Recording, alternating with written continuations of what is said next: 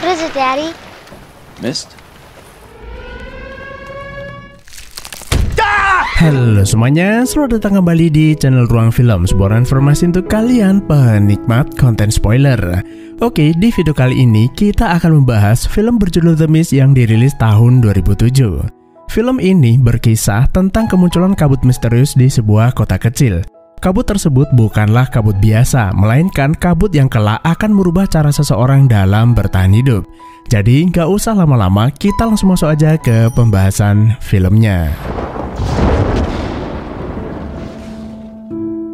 Suatu pagi di sebuah kota kecil, David, seorang seniman, istrinya yaitu Stephanie, dan anaknya yang bernama Billy, mendapati pohon besar di samping rumahnya tumbang akibat hujan badai yang terjadi semalaman. Selain menghancurkan ruang kerja dan proyek lukisannya, badai tersebut juga memutus jaringan listrik serta jaringan komunikasi.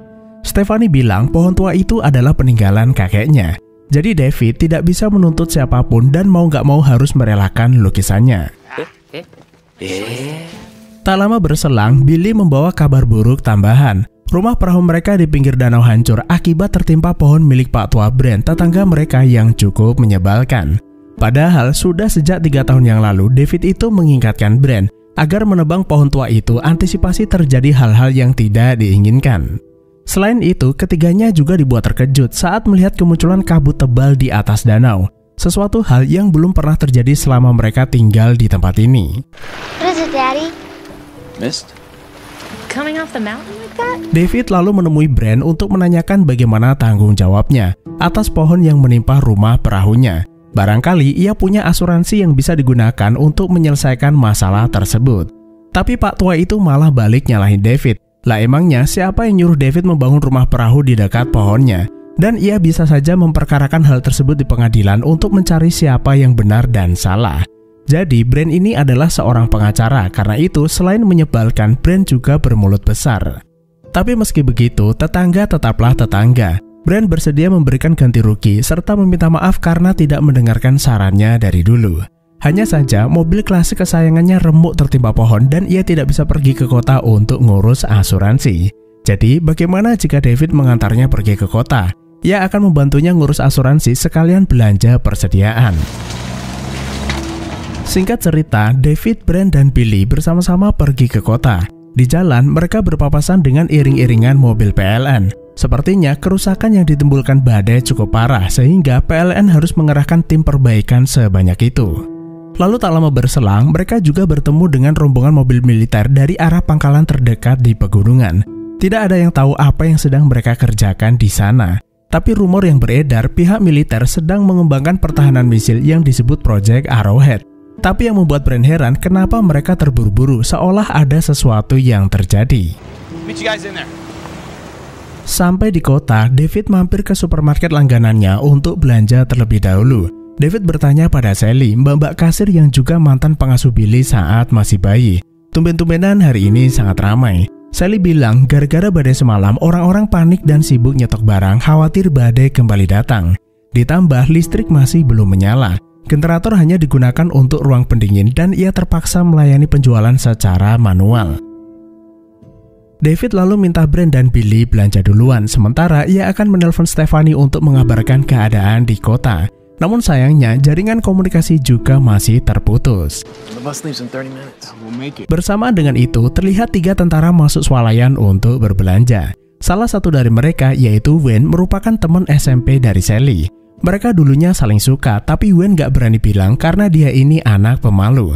Dan meski saat ini masing-masing dari mereka sudah berkeluarga, baik Wayne ataupun Sally masih suka curi-curi lihat. Nah, ketiga tentara tersebut baru saja selesai bertugas di pangkalan militer yang ada di atas gunung dan hendak mudik ke desa masing-masing.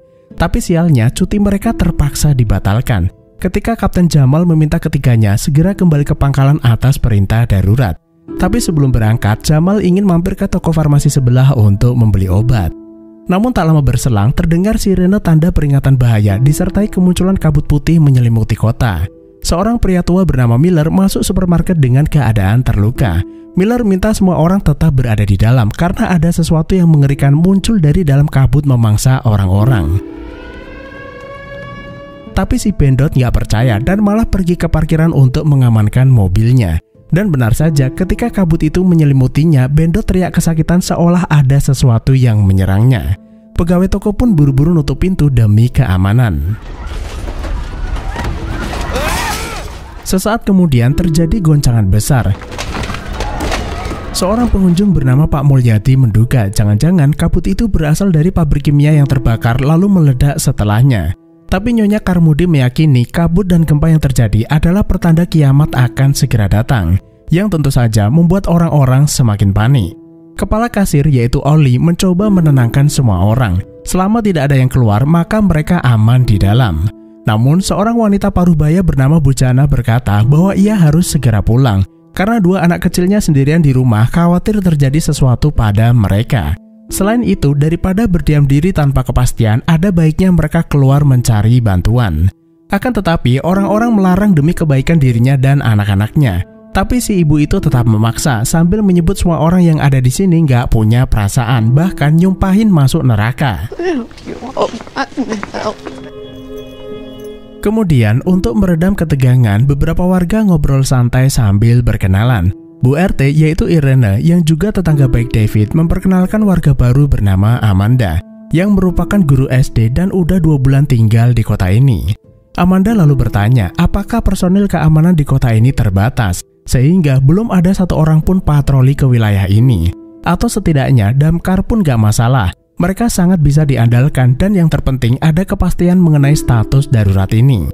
David cerita saat datang ke sini ia melihat rombongan militer pergi ke suatu tempat yang mungkin saja berhubungan dengan kejadian ini. Ditambah jaringan komunikasi masih terputus, jadi mereka nggak bisa melaporkan keadaan di sini. Tanpa terasa, waktu terus berlalu. Billy tiba-tiba mengalami demam karena kangen sama ibunya. Oli berkata jika ia butuh selimut, David bisa mengambilnya di gudang belakang dan Sally bisa mencarikan paracetamol untuknya. Setelah itu, David minta tolong Nyonya Truman menjaga Billy lalu pergi ke belakang. Saat berjalan di lorong, David tanpa sengaja mendengar pembicaraan Brand dengan para pengunjung. Mereka yakin kabut itu hanya fenomena alam biasa dan berencana pulang setelah situasi cukup tenang. Tapi tidak dengan Nyonya Carmody. Wanita itu mencoba mempengaruhi orang-orang dengan mengatakan bahwa kemunculan kabut misterius itu adalah pertanda akhir zaman.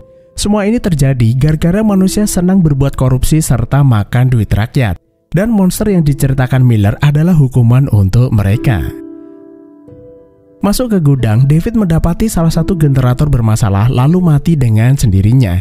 Tiba-tiba terdengar suara aneh di balik pintu belakang. Sesuatu dengan kekuatan besar mencoba menembus pintu tersebut.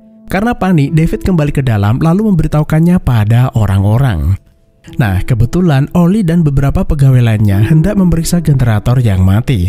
Lalu bersama-sama pergi ke belakang untuk kembali menyalakannya. Yang ternyata generator itu kelebihan tegangan. Dan untuk menstabilkannya, mereka harus mengatur meteran yang ada di balik gedung. David mengingatkan sebaiknya mereka jangan gegabah karena sepertinya ada sesuatu yang mengerikan di luar. Norma berkata meteran itu ada di balik pintu. Ia bisa melakukannya dengan cepat, jadi tidak ada yang perlu dikhawatirkan. Akan tetapi, baru juga dibuka sedikit, muncul monster bertentakel dari balik pintu menyerang Norma. David dan yang lain berusaha mengkampak tentakel monster tersebut untuk menyelamatkannya. Namun sayangnya, monster itu terlalu kuat dan berhasil menyeret Norma keluar.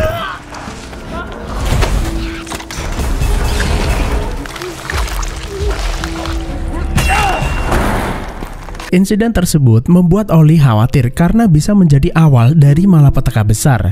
Bagian depan supermarket terbuat dari kaca. Monster sebesar itu bisa dengan mudah memecahkannya dan hanya tinggal menunggu waktu saja sampai monster-monster itu menyerbu ke dalam. Yang perlu mereka lakukan saat ini adalah minta bantuan orang-orang untuk bersama-sama membuat blokade di bagian depan. Tapi bagaimana cara meyakinkan orang-orang tentang kemunculan monster tersebut? David lalu kepikiran Brand tetangganya. Pria itu adalah seorang mantan pengacara dan bermulut besar. Brand pasti bisa membujuk orang-orang agar percaya dan mau bekerja sama. Namun, alih-alih mau dimintai bantuan, Brand malah nuduh David sedang berhalusinasi tentang kemunculan monster-monster tersebut. Lalu keduanya pun bertengkar hingga menarik perhatian orang-orang. Okay, my son's late. Now I need you. Pak manajer minta David tidak memperkeruh keadaan dengan mengatakan hal yang tidak-tidak. Lalu David berkata, terserah jika Brand dan Pak manajer nggak percaya, tapi seseorang baru saja terbunuh di belakang sana. Jika perlu, David akan menyeret semua orang pergi ke belakang untuk melihatnya sendiri. Dan setelah membuktikan kebenaran cerita David, Pak Manajer pun memberitahukan hal tersebut pada semua orang. Lalu meminta para pengunjung menaruh barang apapun yang bisa mereka gunakan untuk melindungi kaca depan. Akan tetapi, Brent tetap menolak fakta tersebut. Bisa saja temuan di belakang itu hanya akal-akalan untuk menakut-nakuti semua orang. Apa yang mereka lakukan saat ini sudah di luar batas kekonyolan. Tidak ada yang namanya monster dan pasti ada penjelasan logis di balik kemunculan kabut misterius tersebut.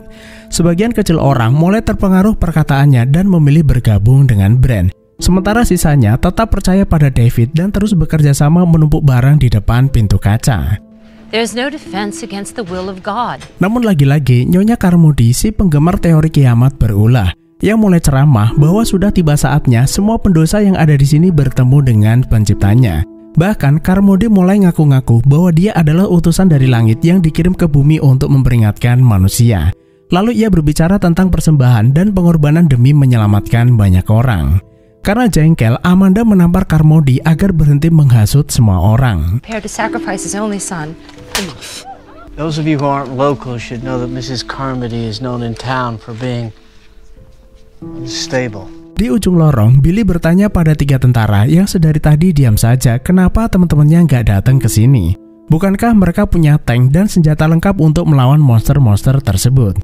Mereka mengaku saat ini tidak bisa berbuat apa-apa. Jaringan komunikasi terputus dan di tengah kabut tebal ini tidak ada yang tahu apa yang terjadi di luar sana. Setelah semua persiapan selesai, David bertanya apakah ada senjata yang bisa digunakan untuk berjaga-jaga. Amanda lalu memberikan pistol milik suaminya yang juga seorang mantan tentara. Di lain sisi, Brent dan kelompoknya akhirnya memutuskan pergi keluar daripada buang-buang waktu di sini tanpa kepastian. David meminta jika Brent yakin dengan keputusannya, ia ingin salah satu dari mereka mengikat badannya dengan sebuah tali yang kira-kira panjangnya 100 meter lalu memberi tanda jika mereka berhasil naik sebuah kendaraan. Dengan begitu, mereka bisa mengetahui apakah ada monster atau tidak di jarak tersebut. I'll do it. Meski bukan bagian dari kelompok Brent, Cornell ternyata tertarik dengan idenya tersebut. Tujuannya adalah mengambil senjata milik Pak Mulyadi di mobilnya. Dan jika terjadi apa-apa, Cornell ingin David segera menariknya ke dalam. We're gonna send back help. Singkat cerita, Brent, anggotanya dan Cornell pergi keluar. Akan tetapi, baru juga 3 menit berlalu, sesuatu menarik tali tersebut dengan sangat kencang. David mencoba menahannya. Setelah berhenti, gantian David menariknya ke dalam. Dan betapa terkejutnya orang-orang di dalam melihat tubuh Cornell tinggal separuh. Insiden itu pun membuat para pengunjung percaya ada monster di luar sana dan pilihan terbaik tetap berada di dalam sambil menunggu bantuan. Tanpa terasa, hari sudah mulai gelap. Beberapa orang berjaga di depan berbekal penerangan seadanya. Namun cahaya tersebut justru menarik perhatian kawanan serangga aneh berukuran besar yang jumlahnya terus bertambah.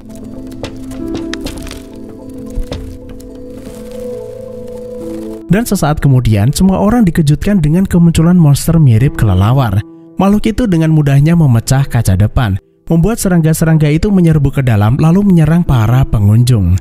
Siapapun yang terkena sengatannya seketika akan kejang-kejang sebelum akhirnya meninggal dunia.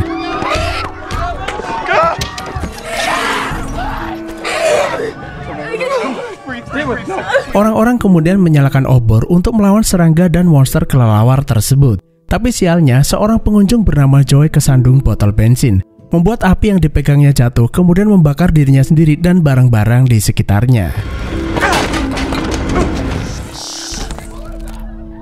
Di tengah kekacauan tersebut, Nyonya Carmody secara mengejutkan selamat dari serangan. Serangga itu hanya nempel di bajunya lalu pergi begitu saja.